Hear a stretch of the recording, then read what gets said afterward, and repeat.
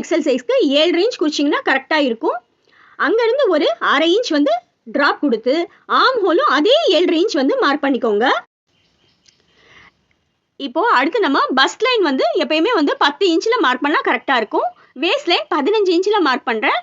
அதே மாதிரி hip line வந்து 20 இன்ச்சில் மார்க் பண்ணுறேன். இப்போ நம்ம இந்த லைன் எல்லாம் மார்க் பண்ணியாச்சு இல்லையா? இந்த லைனில் நம்ம அளவை வந்து குறிக்கலாம். ஃபஸ்ட்டு பஸ்ட் லைனில் செஸ்டோட அளவு 10 இன்ச்சு குறிச்சிருக்கோம். வேஸ்ட் லைனில் 9 இன்ச் குறிச்சிருக்கோம். ஹிப் லைனில் 11 இன்ச் குறிச்சிருக்கோம்.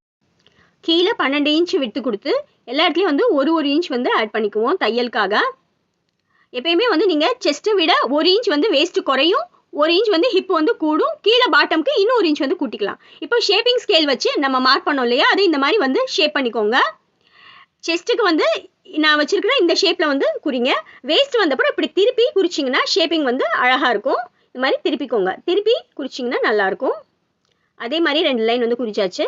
இப்போ கீழே பாட்டம் லைன் வரைக்கும் அதே மாதிரி ஸ்ட்ரைட்டாக வந்து குறிச்சிடலாம். ஸோ இப்போது நெக்ஸ்ட் வந்து நம்ம ஆர்ம் ஹோல் குறிக்க போகிறோம். ஆர்ம் ஹோலோட நடு பாயிண்ட்டை வந்து குறிச்சிக்கோங்க. கிராஸ்லேருந்து 1 இன்ச் வந்து மார்க் பண்ணிக்கலாம்.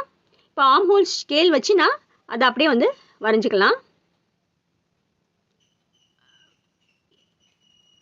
இது பேக் ஆர்ம் ஹோலு. இப்போ நம்ம பேக் சைடு வரைஞ்சதை அப்படியே வந்து ஃபஸ்ட்டு வந்து கட் பண்ணி இந்த எக்ஸ்ட்ரா துணியெல்லாம் வந்து கட் பண்ணி